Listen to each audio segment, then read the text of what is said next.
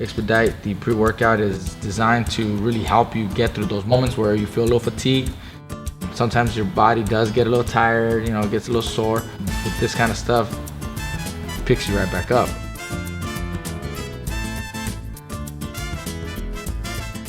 Hey, what's up, everybody? I'm Marcos Villegas. Welcome to Fight Up TV, and now I am being joined with David Benavidez, who makes his anticipated boxing return once more on March 13th, taking on Mr. Ronald Ellis on Showtime, an opponent that's 18-1-2. David's been in camp in Big Bear for, wow, man, I want to say 2-3 months now, right, David? Yeah, it's been about 11 weeks right now, so almost like 2 months and a half, something like that. But this is the type of thing you got to do. If you're really serious about your boxing, I'd rather have a long camp than a short camp anytime. So I'm training very hard. Obviously I missed weight last camp, so we're working on the weight, working on the stamina, working on new things I haven't worked on before. But everything is going marvelous. Everything is going great. So I can't wait to put a great performance on March 13th. If you guys are wondering, if you're looking at David right now and you're like, what the heck? Is he in the bathroom? He is.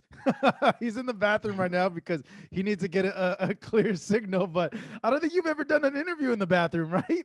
It's because the signals right here don't work, so I had to be by the door and stuff. Now you put me on blast. I got to show everybody the toilet. This fucking city. Yeah, he's in the bathroom, not, but yeah. and there's no signal, so you're not to get cut off. I have to sit right here, but yeah. Yeah, he's no, I'm not taking a shit. No. He's not using the bathroom while he's doing this interview, which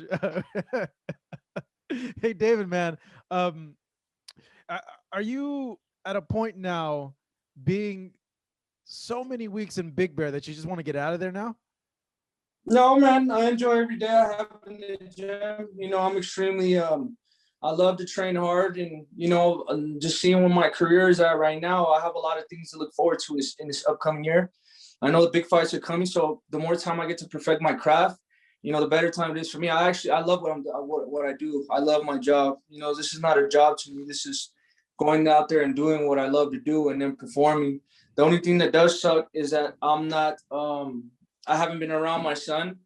I just have my son, and he's 5 months now. I've been gone for 2.5 months, and I left when he was 2 months, and now he's 5 months. So that's the only thing that sucks right now. I'm just being away from my family, being away from my girlfriend. But what I'm doing here, this work is for them. This, at the end of the day, this work is for my family, and I just want to show my son that sometimes if you want to be great in life, you got to pursue, you got to do some stuff that a lot of other people wouldn't do. I left the week of my birthday. I left December 14th. My birthday was December 17th. My son's first Christmas, his first New Year's. And I didn't have to leave. 13 weeks is more than enough training time for anybody, but I made the decision myself to leave because I wanted to get the most out of my camp. I wanted to do the best. And, sometimes you got to make you got to make hard sacrifices, but that's what leads you to become a world champion. Does it make the training and the days go by quicker, knowing that now, and I know this sounds cliche, but you literally have something to fight for? You're fighting for a better well-being for, your new family. Yeah, definitely. I feel like I have a whole different type of motivation now. Sometimes I'll get back to my house, after a hard day of work, and I'm like, man, fuck, like it's hard to keep going. And then I just pick up my phone and I see videos of my son, and I FaceTime him, and he's getting bigger and bigger, and it gives me even more motivation, more life. So I definitely feel like I'm more motivated and more focused than I've ever been in my life. I'm not a father yet. I haven't had any kids. But how is that mentality switch, that mentality change, even the life change, for someone that, like yourself, who was young, that had a lot of success already, and transitioning into this? Well, the transition from making a whole lot of money and doing whatever you want to do, and then you get you lose your title, you're just doing dumb stuff, and then you have a son, and then now you feel like, just going forward, my son gets older, he's going to be able to look back at my life and see what I'm doing. So I wanted to be a good man for him and to set an example. You know what I mean? But it's not hard. It's not like I'm trying to do it. It's like, oh, I got to change. It's because I just want to, because I want to show my son that, I was really a good man, and, I'm doing exactly the stuff I have to do for him. And, at the end of the day, I've always felt like, I've always wanted a son, because I feel like it was going to change my life drastically, and I was going to become this type of man. And I feel the changes, just being in camp, the way I think, my goals, everything is changed just because of my son and my girlfriend. So, I'm just very happy with the way my life is going now. And, and I feel like it's happening at the right time, because now around this time, maybe this, I have this fight, and then the next fight's going to be big, and then possibly next year's going to be even bigger. So I'm at the perfect state of mind mentally, and I'm excited to look forward to the future. You mentioned, this has brought out more motivation, has brought out different goals, bigger goals for you. What are those bigger goals that you have in mind for yourself in your career since having this life change, having your son? Well, just being a role model, just being that person that everybody wants me to be. My company, Al Heyman, Samson Lukowicz, Luis de Cubas, they all expect expect a lot of things out of me. And, I understand that now. And now I just got to be professional, and because I know I could accomplish all this. I know I could be unified world champion. I know I could be the best. All I got to do is just be focused. And now that I got the other, my son as the new element to my focus and my success, I feel like that's possible right now. And, I'm just, like I said, I'm just very excited. I've been working extremely hard. This is probably the best training camp I've had. And the last time I trained in Big Bear was for Porky Medina's fight. And when I'm here now, I realize, why haven't I come back sooner? I go to a different level mentally and physically. And, this is where I get the best out of myself. And this is where I'm going to continue to come for years to come, because, I feel like my fans, they deserve the best out of me always. They deserve 100% out of me in the gym and in the fight. So this is exactly why I'm going to keep coming back. And I know I'm going to beat the undisputed champion. And I know I'm going to be the one to beat Canelo. So I'm just waiting for the opportunities. And then the main goal is to get my title back and to beat Canelo. And I'm going to make that happen. Speaking of that, what do you make of Yildirim getting the #1 mandatory? A lot of people would maybe think like, hey, you were the world champion. Yeah, you did lose it on the scale, but you never technically lost your belt. No one beat you for it. Why didn't David get this #1 spot? Why isn't David being pushed into like a mandatory or close to a mandatory position with Canelo?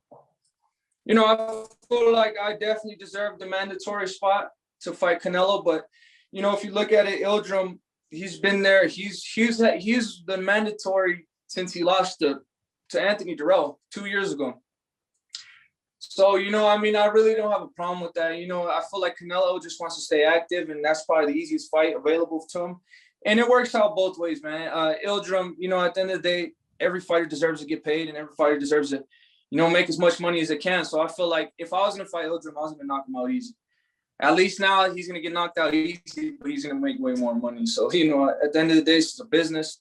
But, he was there. He had a spot. He had earned his spot too, and he was there for a while, almost. But he hasn't fought in 2 years. So, he gets his spot, he gets his opportunity, and he gets his big payday. So, it worked out good for him.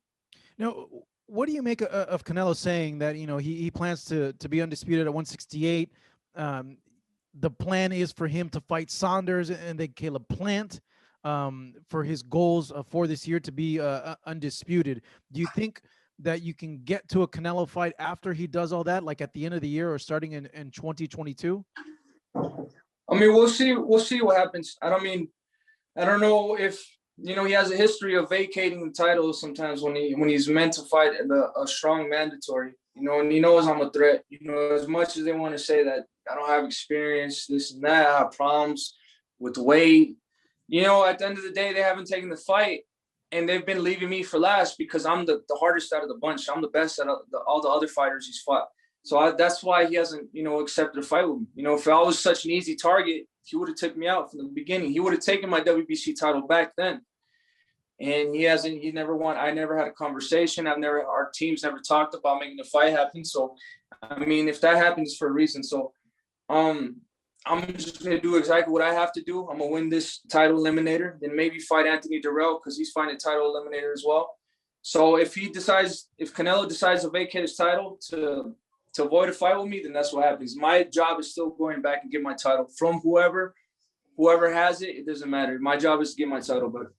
Yeah, because you beat Durrell, so to fans it'd be like, well, what's the point of fighting him again?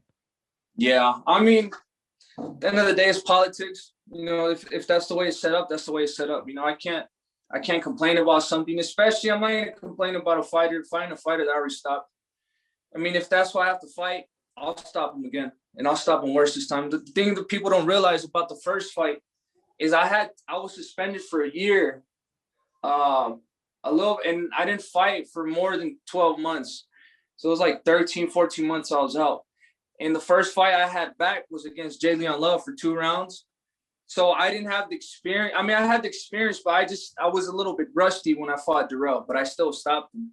You know, I've been more active now. You know, by the time if I do fight him again, I'm gonna have 3 fights already since last time I fought him. So, you know, I feel way better, and I feel like it would be a way easier stoppage this time coming around. Do you think by the end of the year, Canelo will be undisputed, or do you see, you know, Saunders and Plant potentially maybe upsetting him and you going into fights with them instead of Canelo? To be honest, I don't think they beat Canelo.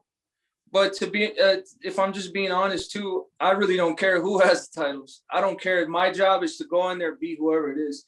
If it's Caleb Plant, if it's Canelo, if it's Billy Joe Sanders, my mission is still the same. It's just, again, it's going to be against a different person. You know, I would love to fight Canelo more than everybody because I feel like if you beat Canelo, it's more of a statement, and it's a longer lasting legacy in your career. You know what I mean? And so that's basically the staple in your career. But it doesn't matter to me. I'm ready for whoever. So how does the rest of 2021 look for you, David? You get through this fight, you win, and then from what you've heard from your team, what's out there the next few months? Is it looking like a elimination bout and then going into that big fight that you want? Well, maybe, man. I don't know. There's the good thing about right now is there's more than one fighter. You know, there's a lot of opportunities right now. Maybe Charlo, you know, he wants to grow a set of balls. Maybe we could get a fight in with Charlo or Caleb Plant. You know, it doesn't matter. Honestly, I'm obviously gonna go home, you know, enjoy my family for a little bit, then come back into training camp and see what's offered on the table. And, you know, whatever route it is, you know, expect a good fight from David Benavidez. You know, I'm gonna be ready for it. Whoever, and whenever. I'm gonna be extremely ready.